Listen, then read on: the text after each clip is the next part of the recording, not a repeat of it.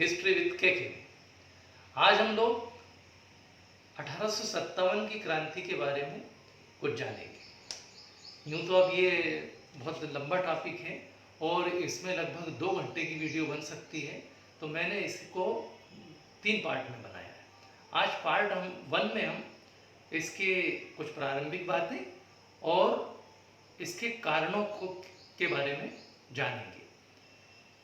आप सभी जानते हैं 31 दिसंबर सन 1600 में इंग्लैंड के कुछ व्यापारियों ने मिलकर के एक कंपनी बनाई थी जिसका नाम रखा गया था ईस्ट इंडिया कंपनी, और इसी दिन वहाँ की महारानी एलिजाबेथ ने इसको अधिकार पत्र प्रदान कर दिया था। अब ये जो ईस्ट इंडिया कंपनी थी, अगर इसका पूरा नाम देखें आप, तो इसका पूरा नाम था the governor and company of merchants of London trading into the east India. इतना बड़ा नाम था, उसको संक्षेप में ईस्ट इंडिया कंपनी बोला जाता था। इसका उद्देश्य था पूर्वी देशों के साथ व्यापार करना। तो शुरू में जो अंग्रेज आए थे वो व्यापार के उद्देश्य से आए थे, लेकिन कर्नाटक के युद्धों में और 1757 में प्लासी के युद्ध में के बाद उन्होंने राजनीति में रुचि लेना ज़्यादा प्रारंभ कर दिया। उन्हें इसमें ज़्यादा फायदा नजर आया, और 1757 से लेकर के 1857 तक का जो 100 वर्ष का काल था वो उनके शोषण का काल था। उसने भारतीयों का शोषण किया सभी क्षेत्रों में, चाहे आर्थिक हो, राजनीतिक हो, सामाजिक हो, धार्मिक हो, और इसकी परिणति बीच बीच में विभिन्न प्रकार के विद्रोहों के रूप में हुई। ऐसा नहीं था कि 1857 की क्रांति अचानक हो गई। इसके पहले अनेक कृषक आंदोलन, आदिवासी आंदोलन हो चुके थे उनके खिलाफ, जिनको उन्होंने अपनी ताकत के दम पर दबा दिया था। लेकिन 1857 में एक उनके खिलाफ जबरदस्त क्रांति हुई जिसके बारे में वो कल्पना भी नहीं कर सकते थे, और क्रांति का उद्देश्य था अंग्रेजों को भारत से बाहर भगाना और पुनः सत्ता पर अधिकार करना। अब इस क्रांति पर बहुत सारे तरह के प्रश्न पूछे जाते हैं, प्रायः सभी पुस्तकों में रहता भी है। ये अगर 10वीं की पुस्तक देखें, 12वीं की, ग्रेजुएशन लेवल की, पीजी, और इसके अलावा कंपटीशन एग्जाम में भी इस पर छोटे छोटे प्रश्न पूछे जाते हैं। तो यहाँ हम पहले इसकी प्रारंभिक कुछ बातें देखेंगे और उसके बाद इसके कारणों की चर्चा करेंगे। ये कुछ तथ्यों को याद रखना जरूरी है इसमें, अगर वो याद रह जाते हैं तो उसके बाद ज़्यादा हमें समझ में आएगा। जैसे परीक्षा में प्रश्न पूछा जाता है, कंपटीशन एग्जाम में पूछा जाता है कि 1857 के क्रांति के समय गवर्नर कौन था, और प्रायः लोग गलती करते हैं, लॉर्ड डलहौजी को लिखाते हैं, क्योंकि लॉर्ड डलहौजी दिमाग में बिल्कुल रटा हुआ है। लॉर्ड डलहौजी 1848 से 56 तक रहा और वो यहाँ से चला गया था। ये बात सही है कि वो जो बीज बो के गया था वो क्रांति के कारण बने, लेकिन वो गवर्नर नहीं था उस समय जब क्रांति हुई। उस समय गवर्नर था लॉर्ड कैनिंग। तो ये तथ्य याद रखना जरूरी है कि 1857 क्रांति के समय लॉर्ड कैनिंग गवर्नर था। दूसरा, क्रांतिकारियों का नेता के बारे में पूछा जाता है कि 1857 क्रांति का नेता कौन था। तो ये है मुगल शासक बहादुर शाह जफर, इनका नेता था। एक पूछा जाता है कि क्रांति की निर्धारित तिथि क्या थी, यह भी कंपटीशन एग्जाम में पूछा जाता है। तो ये 31 मई इस क्रांति की निर्धारित तिथि थी, मतलब क्रांतिकारियों ने यह तय किया था कि 31 मई को एकदम पूरे भारत में क्रांति कर देंगे, जगह जगह हिंसात्मक कार्य करेंगे ताकि अंग्रेज इसको दबा नहीं पाए। लेकिन क्या हुआ, ये क्रांति 10 मई को ही किसी कारणवश चालू हो गई, तो जगह जगह होने लगी, बाद में अंग्रेजों ने इसको समझ लिया। तो क्रांति की निर्धारित तिथि भी पूछी जाती है, 31 मई याद रखें। इसके प्रमुख क्रांतिकारियों का नाम अपने को याद रखना पड़ेगा कि इसके प्रमुख क्रांतिकारी कौन थे। हम मुख्य बता रहे हैं, वैसे तो बहुत थे, हर क्षेत्र में काफी काम हुआ था इसके। क्योंकि मंगल पांडे ने शुरुआत की थी, इसलिए एक तो मंगल पांडे, तांत्या टोपे, नाना साहेब, कुंवर सिंह, बेगम हजरत महल, झांसी की रानी लक्ष्मीबाई। कम से कम इतने नाम हमें याद रहना चाहिए। क्रांति के क्षेत्र पूछे जाते हैं कि यह क्रांति कहाँ कहाँ पर हुई। परीक्षाओं में छोटे प्रश्नों में इसको पूछते हैं। तो ये क्रांति कानपुर, लखनऊ, मेरठ, अवध, दिल्ली तो खासकर क्रांतिकारियों का केंद्र था ही, तो दिल्ली, यूपी में एक बहुत बड़े भाग में क्रांति हुई, जोधपुर, बिहार, झांसी, ग्वालियर, मेरठ, महू, इंदौर, उड़ीसा में भी कुछ क्षेत्र इससे अछूते भी थे। दक्षिण भारत के बहुत सारे क्षेत्र थे जहाँ ये क्रांति नहीं भी हुई थी। तो इनके क्षेत्रों के बारे में याद रखेंगे। एक इसमें क्रांतिकारियों ने प्रचार के लिए क्या तरीके अपनाए, ये भी एक प्रश्न बनता है कि जो 1857 की क्रांति थी उसमें प्रचार का क्या तरीका था, कैसे क्रांतिकारियों ने अपनी बातों को लोगों तक पहुंचाया।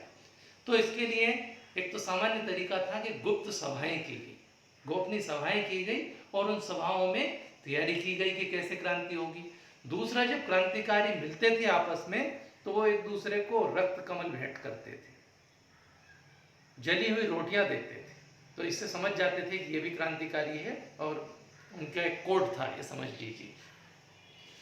तीर्थ यात्रा करते थे, तीर्थ यात्रा के बहाने कोई तीर्थ करने जा रहा है, इस बहाने वो गांव-गांव जाकर के अपनी बात को बता देते थे। तो रक्त कमल था, जली हुई रोटियां थी, तीर्थ यात्राएं थी और गुप्त सभाएं थी, ये प्रचार के तरीके थे।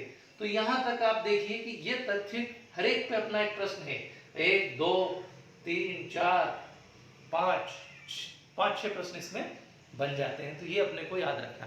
अब हम आते हैं क्रांति के कारणों पर कि आखिर ये क्रांति क्यों हुई। क्रांति का एक तात्कालिक कारण कहते हैं कि तात्कालिक कारण था, हर एक क्रांति का तात्कालिक कारण होता है। तात्कालिक कारण का मतलब होता है कि जिसने आग में घी डालने का काम किया, उसको भड़का दिया। तो एक दिन में क्रांति नहीं होती, धीरे धीरे बहुत सारे कारण निकल करके आते हैं, तभी एक बड़ा वर्ग क्रांति करता है। यहाँ पर बहुत सारे इसके कारण थे, इनके कारणों को हम देखेंगे तो राजनीतिक, आर्थिक, धार्मिक, सामाजिक, सैनिक और तात्कालिक कारण, इतने भागों में ये बटे हुए हैं और परीक्षाओं में प्रत्येक पर अलग अलग प्रश्न पूछ लिया जाता है। कई बार पूछ लेते हैं राजनीतिक कारण बताइए, क्योंकि ये एमए लेवल का बड़ा प्रश्न बन जाता है, काफी विस्तृत इसमें लिखा जा सकता है। तो राजनीतिक कारण बताइए, कभी आर्थिक पूछ लेते हैं, कभी धार्मिक पूछते हैं, कभी सामाजिक कारण पूछते हैं और कभी सैनिक, और कभी केवल छोटे प्रश्नों में तात्कालिक कारण भी पूछ लिया जाता है। सब लोग जानते हैं इसको कि सबको रटा हुआ है चर्बी वाले कारतूस का प्रयोग, बस इसके आगे कई बार नहीं भी बता पाते, तो आज उसको भी हम देखेंगे। अभी हम देख लेते हैं कि इसके राजनीतिक कारण क्या थे। राजनीतिक कारण में पहला कारण था डलहौजी की नीतियां। लॉर्ड डलहौजी 1848 में गवर्नर बनकर के आया था, 56 तक रहा। 8 साल में उसने जो नीतियां बनाई, मैंने लॉर्ड डलहौजी की हड़प नीति पर एक वीडियो बनाया हुआ है, काफी विस्तृत वीडियो है, आप डिस्क्रिप्शन बॉक्स में लिंक दी हुई है, आप वहां जाकर के इसको पूरा देख सकते हैं। मैं संक्षेप में बात करूंगा।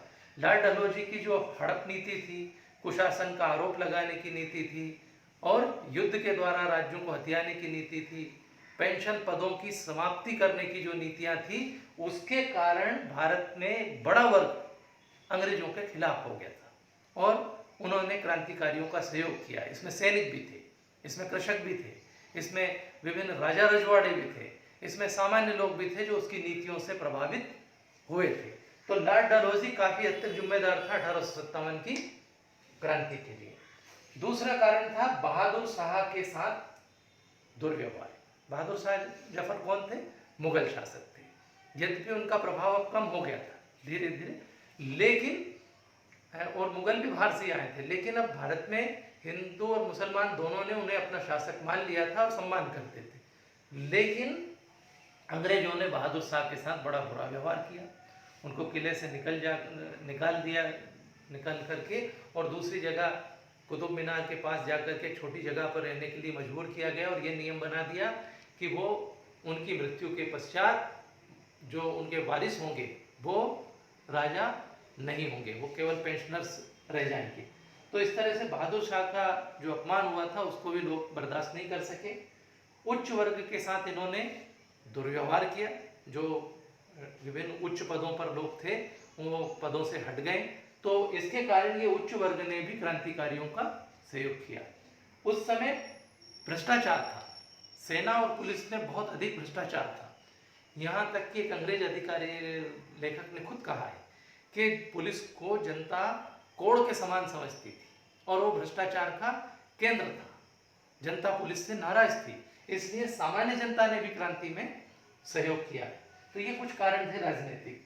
अगर हम आर्थिक कारणों की चर्चा करें तो हम जानते हैं कि अंग्रेजों ने सबसे पहला काम किया, यहाँ के छोटे मोटे जो लघु उद्योग थे, कुटीर उद्योग थे, उनको नष्ट कर दिया। वो खुद कच्चा माल खरीद लेते थे और अपना बना हुआ माल यहाँ पर बेचते थे, जिसके कारण उनका माल भारत में सस्ता होता था। तो स्वाभाविक है कि उनकी मांग, जो माल की बिक्री बढ़ गई और इसके कारण भारत में जो कुटीर छोटे उद्योग थे वो पूरी तरह से नष्ट हो गए, जिसके कारण सैकड़ों लोग, हजारों लोग यहाँ पर बेरोजगार हो गए और ये बेरोजगार क्रांतिकारियों के साथ थे। किसानों की दयनीय दशा थी। अंग्रेजों की जो राजस्व नीतियाँ थी उसके कारण टैक्स बहुत ज़्यादा था। उन्होंने जो नीतियाँ बनाई थी, चाहे वो स्थायी बंदोबस्त हो या 5 साला बंदोबस्त हो या ठेके पर देने का हो, उसके कारण भारतीय किसानों की आर्थिक दशा बहुत ही ज़्यादा खराब हो गई थी। एक अंग्रेज ऑफिसर ने खुद कहा था कि यदि भारतीय किसानों को अपनी ज़मीन खुद ना रखना हो तो वो इतना टैक्स कभी भी बर्दाश्त नहीं कर पाएंगे। टैक्स बहुत ज़्यादा था, तो जिसके कारण किसानों की हालत बहुत ही ज़्यादा खराब थी। उन्हें 2 टाइम का ठीक से खाना भी नहीं मिल पा रहा था। बेरोजगारी बढ़ रही थी। बेरोजगारी क्यों बढ़ रही थी? क्योंकि अंग्रेजों की सहायक संधि प्रथा और कुशासन का आरोप लगा करके अपने जो सेनाओं को कम किया था। यानी जो जैसे अगर देखें अवध में तो लगभग 60,000 सैनिक थे, लेकिन केवल 15,000 रह गए वहाँ पे बाद में, और 45,000 सैनिक बेरोजगार हो गए। तो ये बेरोजगार सैनिक आगे चल करके क्रांति में इन्होंने सहयोग दिया। और भी बेरोजगारी किस लिए बढ़ी? क्योंकि खेती की हालत खराब थी। उद्योग धंधे, जो छोटे उद्योग धंधे थे वो चौपट हो चुके थे, बर्बाद हो चुके थे। तो इसलिए भारत में बेरोजगारी फैली हुई थी। धन का विदेशों की तरफ गमन हो रहा था। क्या करते थे? वहाँ के अफसर यहाँ आते थे, खूब धन कमाते व्यापार में, यहाँ का पैसा लूट करके और इंग्लैंड ले जाते और अपना जीवन बढ़िया सुखपूर्वक वहाँ जीते थे। तो भारत के धन का विदेशों की तरफ गमन हो रहा था और भारत वालों की दशा निरंतर खराब हो रही थी। ये आर्थिक कारण है। धार्मिक कारण भी इसके लिए जिम्मेदार थे। जैसे अंग्रेजों के साथ बहुत सारे ईसाई धर्म प्रचारक भी यहाँ पर आए थे। धीरे धीरे उनका उद्देश्य क्या था? भारत में ईसाई धर्म का प्रचार प्रसार करना, और इसके लिए वो लालच दे करके भारतीयों को ईसाई बना रहे थे। ईसाई धर्म का वो प्रचार प्रसार कर रहे थे। इसके लिए अंग्रेज भी मदद कर रहे थे, कंपनी भी मदद कर रही थी। कैसे? कि सेना में ईसाई धर्म का प्रचार किया जा रहा था। धार्मिक भावनाओं को आहत करने की कोई कसर नहीं छोड़ी जाती थी। शिक्षण संस्थाओं में भी ईसाई धर्म को बढ़ाने वाली, ईसाई धर्म को बताने वाली पुस्तकें पढ़ाई जाती थी ताकि लोग ईसाई धर्म को अपना लें। तो ईसाई धर्म का खूब प्रचार किया गया। सेना में ईसाई मत का प्रचार किया गया। कई बार तो भारतीय जो सैनिक थे उनको जैसे पूजा पाठ करने की अनुमति नहीं थी। तिलक अगर लगाते थे तो मनाही कर दी गई। उनको दाढ़ी रखने पर प्रतिबंध लगा दिया गया। अगर वो अपने साथ कोई देवी देवता की मूर्ति रखते थे तो उस पर भी रोक लगा दी गई। तो इस तरह से धार्मिक भावनाओं को आहत करने के कारण एक बड़ा वर्ग अंग्रेजों के खिलाफ हो गया। अगर हम इसके सामाजिक कारणों को देखें जिसके का समाज पर प्रभाव पड़ा और समाज इनसे नाराज हो गया, तो उसमें एक था, यद्यपि वो सुधार अच्छे थे, अंग्रेजों के सुधार, सामाजिक मामलों में हस्तक्षेप करना। क्या मामलों में हस्तक्षेप किया? कि बहुत सारी कुप्रथाएं थी भारत में, जैसे बाल हत्या, विधवा विवाह न होना, सती प्रथा, ये जो थे इनके ऊपर उन्होंने कानून बना करके रोक लगा दी। बाल विवाह पर रोक लगा दी, सती प्रथा पर रोक लगा दी, विधवा विवाह को मान्यता प्रदान कर दी। भारतीयों ने जो थे उनने इसको ये देखा कि ये हमारे सामाजिक मामलों में हस्तक्षेप कर रहे हैं और ये कहीं ना कहीं हमारा बिगाड़ा करना चाहते हैं, तो एक बड़ा वर्ग उनके खिलाफ हो गया। दूसरा, ये लोग भारतीयों के साथ बड़ा बुरा व्यवहार करते थे। कई जगह ऐसी थी जहां पर कि भारतीयों को नहीं आने दिया जाता, लिख रखा था होटलों में, उन जगहों पर कई जगह dog and Indian not allowed, कुत्ते और भारतीय यहाँ पर प्रवेश नहीं पाएंगे। कई जगहों पर तो अगर भारतीय दिन में जाते हैं और शाम को अंग्रेज जा रहे थे तो उस जगह को धोया जाता था, साफ किया जाता था। तो अब इसी देश में आप राज कर रहे हैं और एक बड़े वर्ग के ऊपर जो भारतीय हैं उन्हीं के ऊपर राज कर रहे हैं और उनसे ही भेदभाव कर रहे हैं। तो ये बात भारतीय लोगों को पसंद नहीं आ रही थी कि उन्हीं के देश में उनके साथ बुरा व्यवहार हो रहा, सामाजिक मामलों में हस्तक्षेप कर रहे थे और यहाँ रह करके भारतीय साहित्य और संस्कृति का मजाक बना रहे थे। लॉर्ड मैकाले ने ये कहा कि भारत में इतिहास के नाम पर क्या है, बड़ी बड़ी दाढ़ी वाले राजा, 3-3 हजार वर्षों तक चलने वाले युद्ध, भूगोल के नाम पर क्या है कि यहाँ नदियों में दूध बहता है, दही बहता है। और उसने कहा कि भारत के पूरे जो ज्ञान की किताबें वो हमारे यहाँ की लाइब्रेरी में रखी हुई एक रेक के बराबर है, एक मतलब एक अलमारी में जितनी पुस्तकें हैं उतने के बराबर पूरा भारत का ज्ञान है। इस तरह से उन्होंने भारतीय साहित्य और संस्कृति का मजाक उड़ाया, जिसको यहाँ के बुद्धिजीवी भी बर्दाश्त नहीं करते। अगर इसके हम सैनिक कारणों को देखें, उस समय भारत सेना में बहुत बड़ी संख्या में भारतीय लोग थे।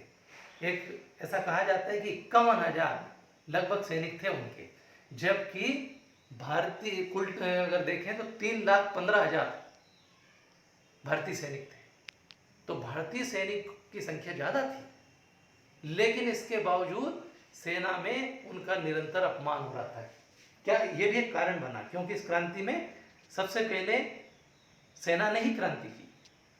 क्या कारण थे कि सेना इतनी बड़ी संख्या में स्वामी अपने अंग्रेजों का साथ दे रही थी और बाद में अचानक उन्होंने क्रांति कर दी? तो इसके पीछे एक था बुरा व्यवहार। अगर इसके सैनिक कारणों को देखें तो बुरा व्यवहार किनके साथ किया जाता था? भारतीय सैनिकों के साथ। कौन करते थे? अंग्रेज सैनिक।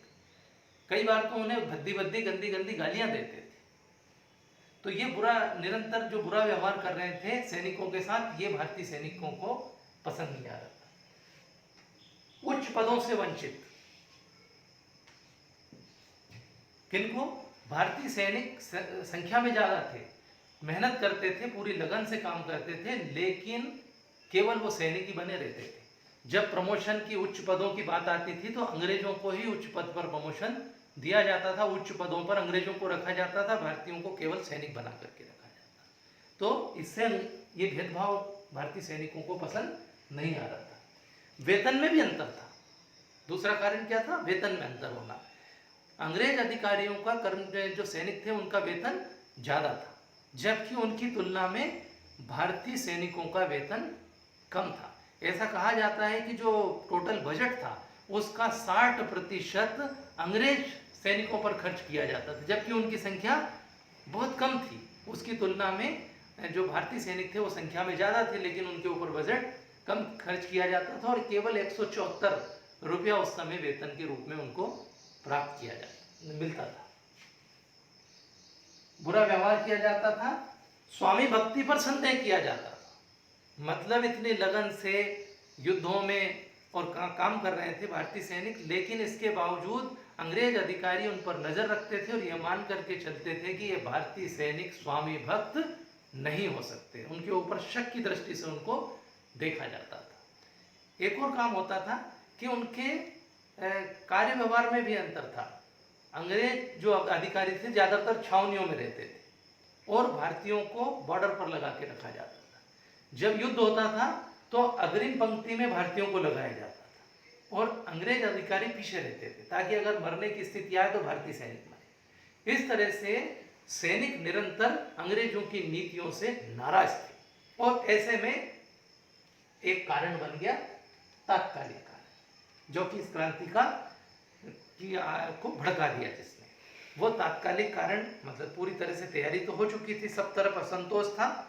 तात्कालिक कारण क्या था कि जो लॉर्ड कैनिंग था उसने अभी तक जो राइफल्स यूज हो रही थी, अभी तक जो राइफल उपयोग होती थी वो ब्राउन बेस की थी और उनमें कारतूस लगा करके चला देते थे। लेकिन अब एनफील्ड राइफल नई आई थी और उनमें कारतूस को लगाने से पहले उसको दांतों से खींचना पड़ता था। उस समय ऐसी अफवाह थी सेना में, क्योंकि इस समय सेना में बड़ी संख्या में बंगाली ब्राह्मण काम कर रहे थे, मुसलमान भी थे और भी जातियों के लोग काम कर रहे थे। तो उस समय ये अफवाह फैल गई कि इसको चिकना बनाने के लिए एक अंग्रेज अफसर ने खुद भी स्वीकार किया कि जो हम कारतूस बना रहे हैं, जो बम बनते हैं, उनमें चिकना बनाने के लिए गाय और सुअर की चर्बी का मसाला पड़ता है, ये बात स्वीकार की थी।